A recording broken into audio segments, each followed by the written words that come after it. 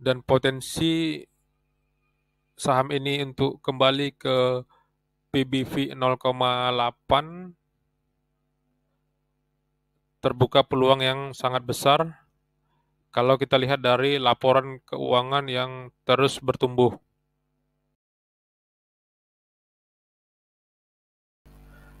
Halo teman-teman, senang berjumpa kembali. Di video ini kita akan membahas satu emiten.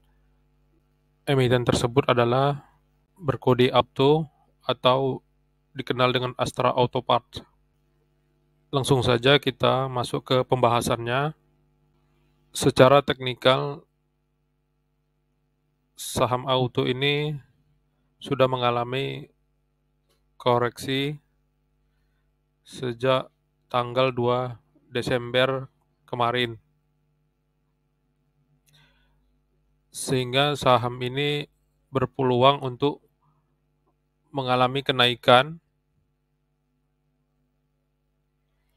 dan terlihat di gambar kotak ini support yang cukup kuat untuk saham ini kembali naik.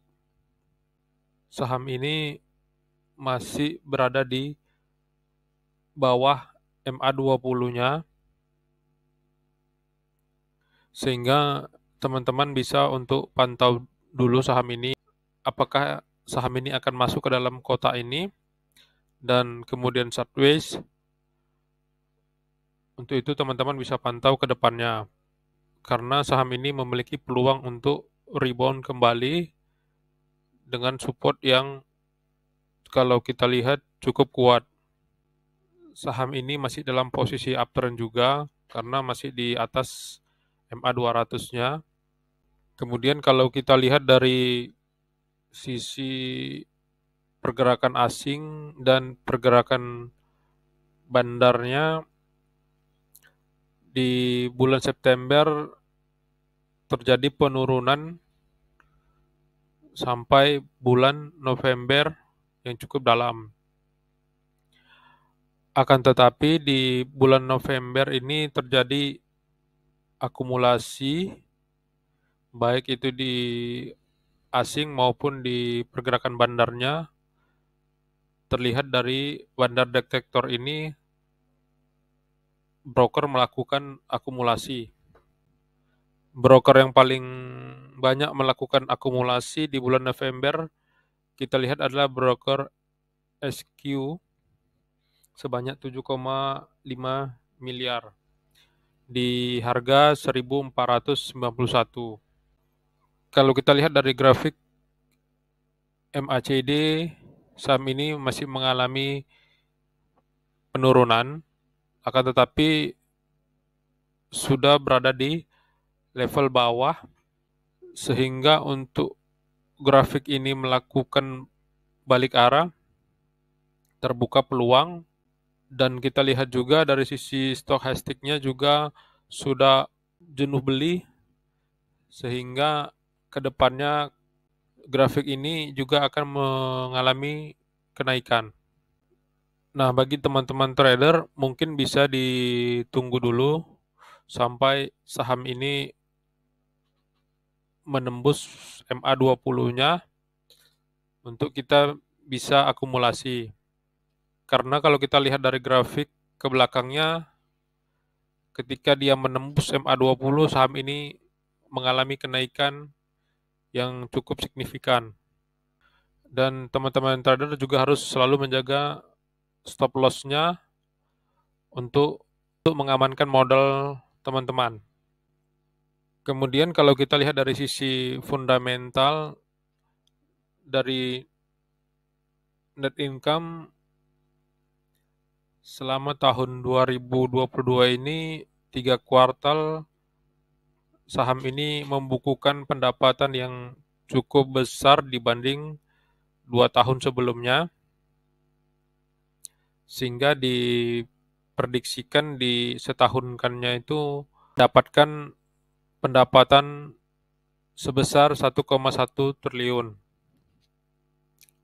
Dan ini lebih baik dibanding 2 tahun sebelumnya. Dari sisi arus kas, saham ini juga membukukan positif ya, senilai 489 miliar, sehingga uang yang didapat perusahaan ini secara 12 bulan terakhir cukup positif. Dari sisi neraca kita juga lihat bahwa